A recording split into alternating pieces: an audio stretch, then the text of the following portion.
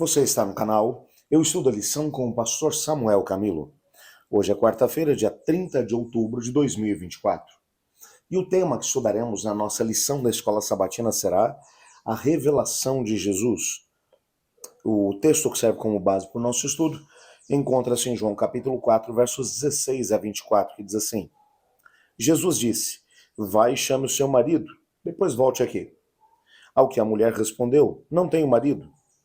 Então Jesus disse: você tem razão ao dizer que não tem marido, porque já teve 5, e esse que agora tem não é seu marido. O que você disse é verdade. A mulher então lhe disse: agora eu sei que o senhor é profeta. Nossos pais adoraram nesse monte, mas vocês dizem que é em Jerusalém, que é o lugar onde se deve adorar. Jesus respondeu: mulher, acredite no que digo. Vem a hora em que nem neste monte, nem em Jerusalém vocês adorarão ao Pai. Vocês adoram o que não conhecem. Nós adoramos o que conhecemos, porque a salvação vem dos judeus. Mas vem a hora, e já chegou, em que os verdadeiros adoradores adorarão o Pai em espírito e em verdade, porque são esses que o Pai procura para seus adoradores. Deus é espírito e é necessário que seus adoradores o adorem em espírito e em verdade. Se é uma coisa que podemos falar a respeito dessa situação, e você já sabe que nessa semana estamos estudando o capítulo 4 do Evangelho de João. Se você ainda não teve a oportunidade de estudar os temas dentro do capítulo 4 que nós desdobramos durante essa semana, a partir de sábado, eu te recomendo a voltar aí no nosso canal e assistir cada um dos vídeos. Isso vai te ajudar a ter uma visão mais global daquilo que é exatamente esse diálogo entre Jesus e a samaritana. Algumas coisas saltam à vista. O próprio texto vai mencionar que Jesus ele fez questão de passar por Samaria para poder encontrar essa mulher, que era uma mulher samaritana. E era uma mulher que era excluída daquela própria comunidade.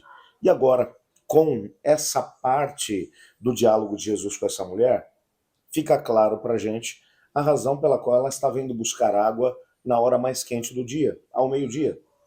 As mulheres dificilmente buscavam água nas horas mais quentes. Estamos falando de uma região cujas temperaturas durante o dia sobem tremendamente. Então, o que é que as mulheres costumavam fazer naquela época? O buscar água era uma atitude, uma atividade que era considerada uma atividade das mulheres. Como já mencionamos anteriormente, a vila de Sicar ficava a mais ou menos 1,5 km do poço de Jacó.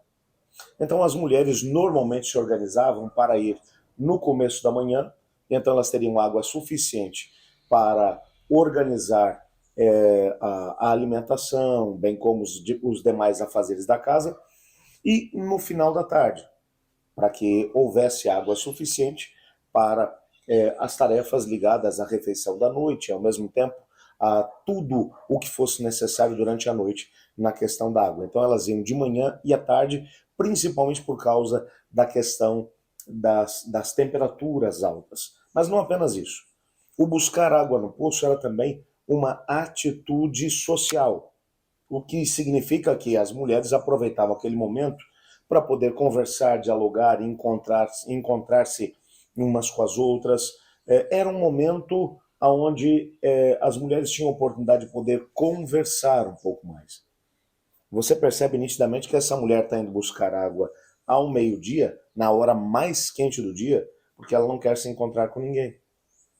E a razão para isso é exatamente o fracasso que ela havia experimentado nos relacionamentos que havia vivido anteriormente. Ela tinha tido 5 maridos e nós não sabemos as razões pelas quais esses 5 casamentos deram errado. E agora ela estava vivendo numa uma relação proibida, uma relação onde o homem com quem ela estava se relacionando não era seu marido. É lógico que numa cidade pequena, numa vila pequena como era Sicar, essa mulher era uma mulher que era o assunto das conversas das mulheres, tanto na parte da manhã quanto na parte da tarde. Por isso essa mulher ela se recusa a ir buscar água junto com as demais, porque na verdade ela era o assunto da conversa das outras. Quando Cristo Jesus vai estabelecer esse diálogo com essa mulher, nós já vimos ontem, na lição de ontem, que Cristo Jesus vai utilizar algumas questões conhecidas para levá-la ao desconhecido. Jesus vai oferecer, vai pedir a ela água, ela vai dizer, como que o senhor que é judeu pede para mim, que sou mulher e samaritana, água. Os judeus não se dão com os samaritanos. Jesus vai olhar para ela e vai dizer, se você soubesse quem eu sou, você me pediria água, eu te daria água viva. E você não teria mais sede. Aliás, do seu interior fluiriam rios de água viva.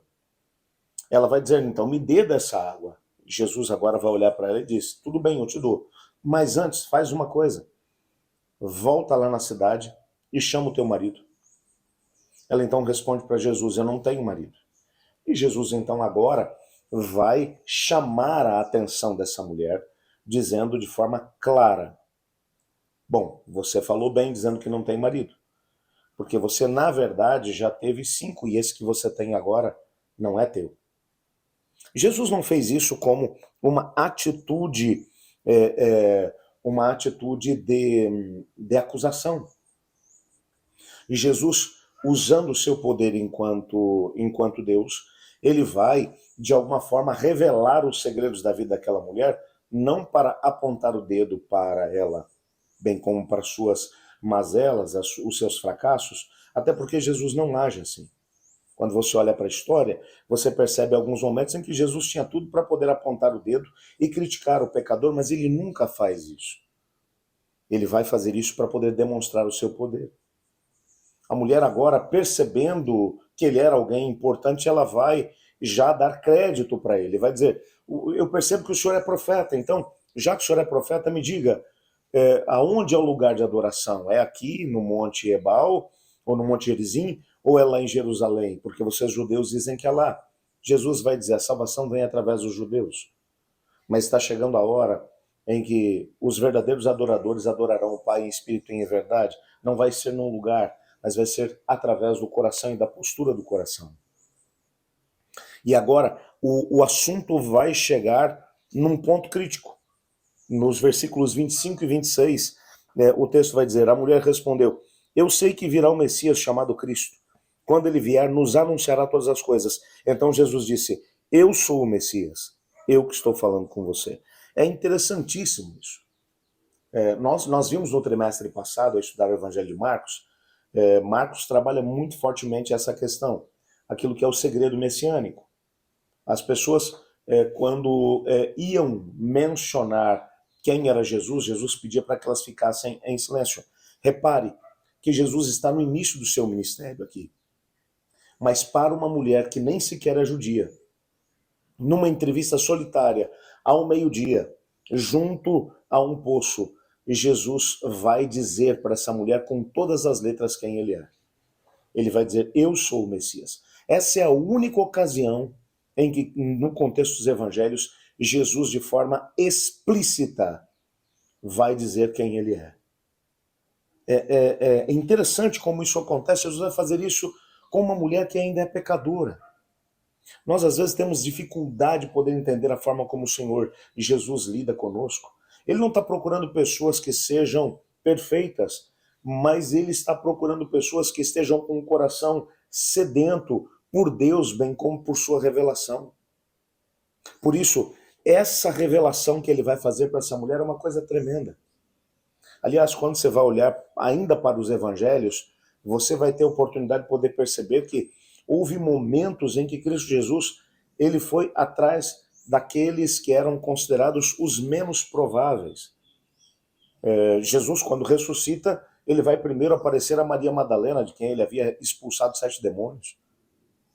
E vai dar a ela a possibilidade de ser a primeira testemunha ocular da sua ressurreição. Você percebe que o Senhor Jesus ele não está procurando pessoas perfeitas para poderem ter uma revelação a respeito dele, mas ele está procurando pessoas que têm o coração aberto. Essa mulher era uma mulher pecadora, era uma mulher, socialmente falando, uma mulher com sérios problemas, mas Jesus vai se revelar a ela. E essa mulher agora tem um encontro com o Deus criador do céu e da terra, que vai agora mostrar a ela exatamente quem ele é. O Senhor Deus, ele tem buscado de alguma forma estreitar o relacionamento com o ser humano pecador. A grande questão é que às vezes nós não estamos abertos o suficiente para isso. Mas ainda assim o Senhor Deus vai olhar para você e para mim e vai nos desafiar a vivermos nessa base de intimidade com Ele. Então somente seu coração estiver aberto o suficiente para isso. Ore comigo. Obrigado, Senhor, por tua palavra e pela certeza que temos de que o Senhor é Deus e que o Senhor se importa em que tenhamos uma revelação a respeito de quem tu és e daquilo que queres fazer na nossa vida. Ajuda-nos a podermos cada vez estreitar mais nosso relacionamento com o Senhor. Responda às nossas petições, aos desejos do nosso coração também, Pai, pois oramos em nome de Jesus. Amém. Eu estudo a lição e você?